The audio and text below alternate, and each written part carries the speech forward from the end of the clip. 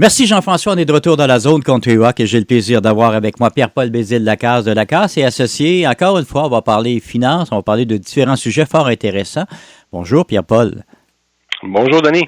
Hey Pierre-Paul, avant de commencer à rentrer dans le vif du sujet, je ne veux pas qu'on s'étende là-dessus, mais j'aimerais qu'on parle du phénomène Trump un peu. Mais le phénomène Trump, avec l'effet du bois d'œuf, ces choses-là, en Abitibi-Témiscamingue, on risque de rencontrer peut-être des problèmes, puis voir augmenter le nombre de visites de ton côté face à ça. Oui, déjà que présentement, toutes les entreprises qui touchent à la foresterie, là, que ce soit les gens qui ont des ébrancheuses, les transporteurs de bois, c'est un domaine qui est très, très affecté, on en a déjà parlé. C'est sûr que Trump, c'est un pro des tarifs, hein, donc lui, ce qu'il veut beaucoup, c'est mettre des tarifs quand ça favorise pas les États-Unis dans des échanges. Fait que nos exportations risquent pas de s'améliorer. Puis quand on parle d'exportation, une des places qu'on exporte le plus le bois, mais c'est aux États-Unis. Fait que c'est sûr que ça regarde pas bien, disons, pour les 4 prochaines années en termes d'exportation du bois puis de nos autres matières premières. Ouais, j'avais une parenthèse, soit dit en passant, si le Parti démocrate aurait passé avec Kamala Harris, ça aurait probablement pas été très, très différent non plus, là. Hein. Non, c'est vraiment juste une question. Je pense que la philosophie de Trump est un peu plus agressive sur les tarifs. Fait que tu sais, mais ça va être quoi dans le Congrès? C'est toujours, on le sait jamais. Hein. Des fois, il y a de la belle rhétorique d'un bord, mais finalement, ça finit de la même manière. Donc, est-ce que ça aurait été vraiment mieux? Pas certain, mais c'est sûr que à court terme, ça s'améliorera pas à cause de cette fameuse façon de fonctionner par des tarifs. On a parlé beaucoup au cours des 2 dernières semaines de faillite et comment ça se produit dans les faillites, mais il y a autre chose que la faillite. Et ce dont on va parler aujourd'hui, c'est la proposition de consommateur qui est un petit peu différent là, face à ça, peut-être aussi qui est moins impliquant face à la personne. En fait, c'est qu'il y a beaucoup de différences. Hein. Les gens associent difficulté financière, OK, c'est beau, on pense à faillite, ou quand on pense à syndic, on pense à faillite.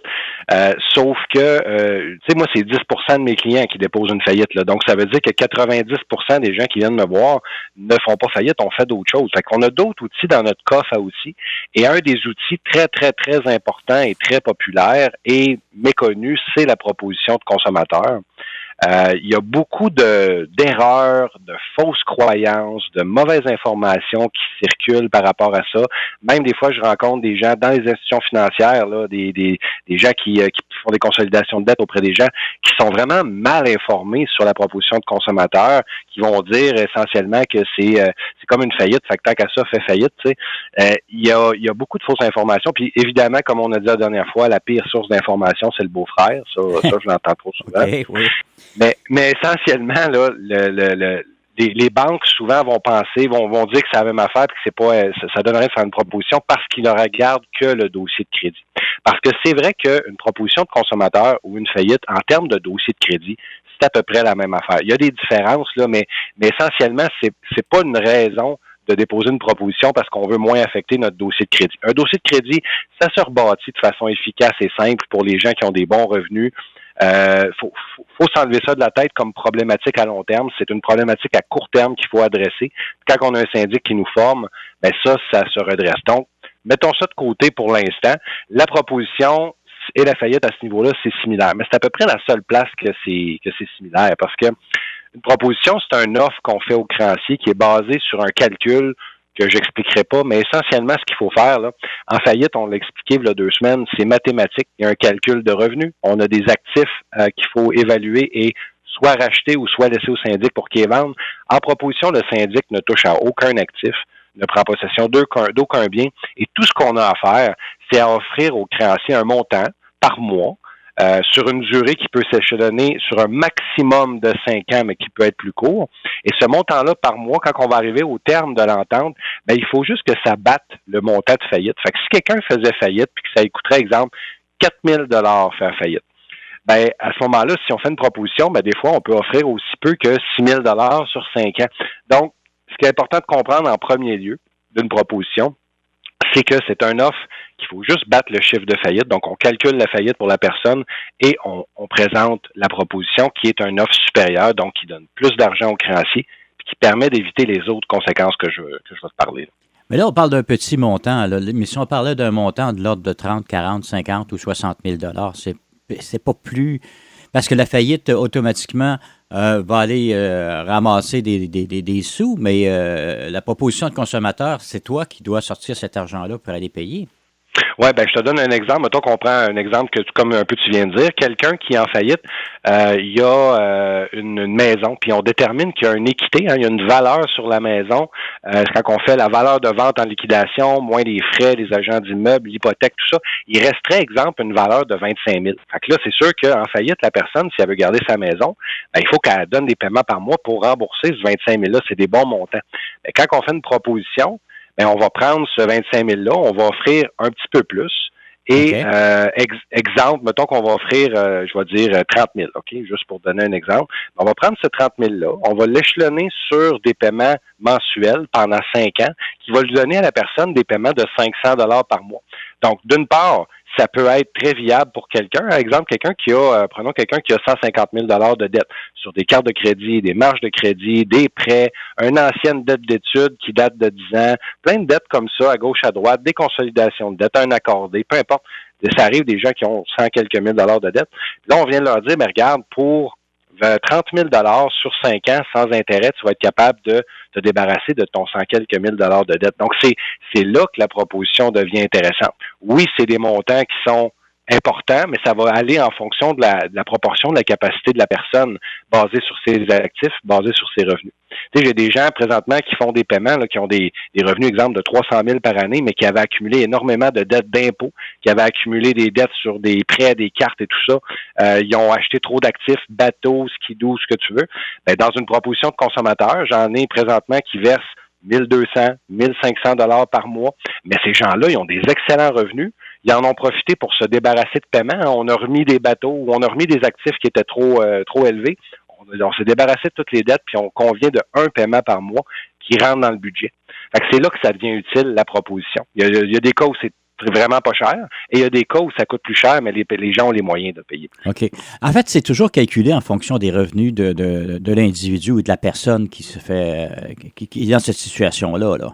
Exactement. Les revenus et les actifs. Donc, ça n'a pas rapport au montant de dette. Fait que quelqu'un qui vient me voir qui a 5 000 $ de dette ou 150 000, ça va être le même calcul. De là, l'importance d'analyser les autres options, parce que des fois, quelqu'un qui a 5 000 $ de dette, il ne fera pas faire une proposition si ça coûterait 25 000 faire faillite, exemple, ça marcherait pas. On va faire une stratégie pour payer ses dettes, puis ça va finir là.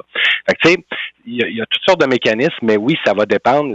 L'important, c'est que ça rentre dans le budget de la personne. Et ce qui est important de savoir aussi, c'est que c'est un offre qu'on fait au créancier, puis des fois, il y a une négociation.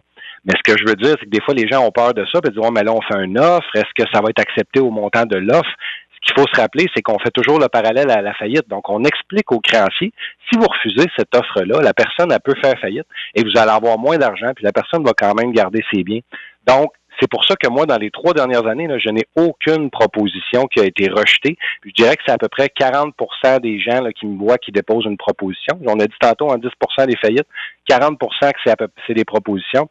Puis dans ces gens-là, j'ai aucun refus. Les seuls refus que j'ai, c'est Revenu Québec. Fait que quand Revenu Québec est majoritaire, là, je mets plus des bémols aux gens. Là. Des gens qui ont juste des dettes d'impôt, puis que c'est Revenu Québec qui contrôle le vote, qui contrôle plus que 50 % des créanciers. Parce qu'une proposition, on n'a pas besoin de convaincre tout le monde. On veut convaincre 50 % des créanciers. Fait que même si on a une dette d'impôt de 10 000, ben, si on a 50 000 $ de dette puis que Revenu Québec n'est pas d'accord, ben, ça va rentrer dans une proposition. On va libérer le 10 000 $ de dette en même temps que les autres dettes. Et Revenu Québec n'auront pas leur mot à dire dans ce contexte-là. Même si la proposition est plus avantageuse puis qu'ils voudraient la rejeter, ben, ils n'auront pas le contrôle. Fait que, il y a des petites bémols à mettre, mais les propositions, dans la très, très, très, très grande majorité des cas, ben, ils sont acceptés.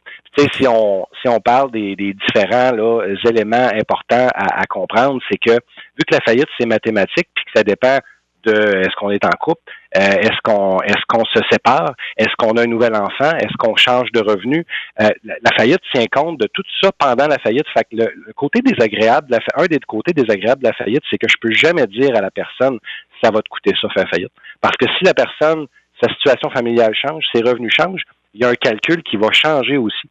La proposition a un gros avantage, c'est que c'est fixe, ça ne bougera pas dans le temps une fois que c'est accepté.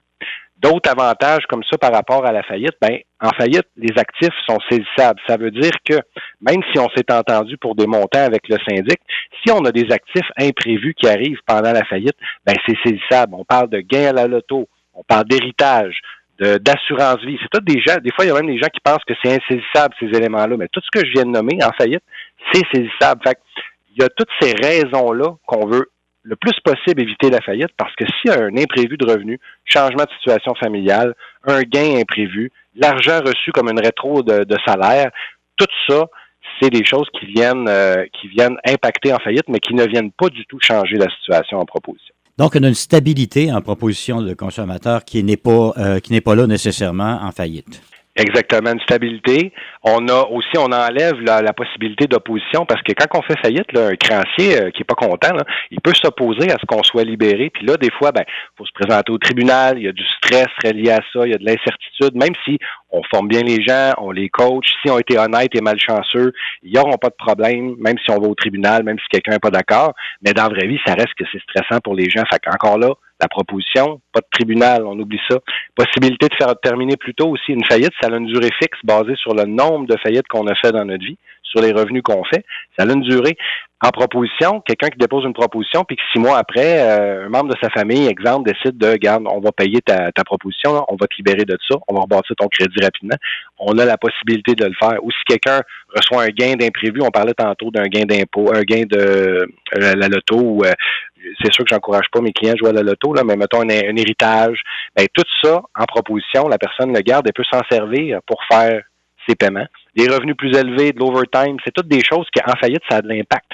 En proposition, ça n'a pas d'impact. Puis, tu sais, un autre élément non négligeable, c'est l'impact psychologique. Il y a encore des gens, malheureusement, que la faillite, c'est tabou. Ça a encore une connotation négative dans la tête des gens, malgré le fait que on en parle beaucoup, puis que c'est un outil. Moi, faut penser que de mon bord, j'ai été élevé là-dedans. Mon père était syndic, donc moi, depuis que j'ai 6 ans, on en parle à table. Je sais que ça sauve des vies, je sais que ça règle des maladies, je sais que ça guérit, ça sauve des couples de la séparation, puis ça permet aux gens de se respirer parce que je le vis depuis pratiquement toute ma vie, que je le vois ça.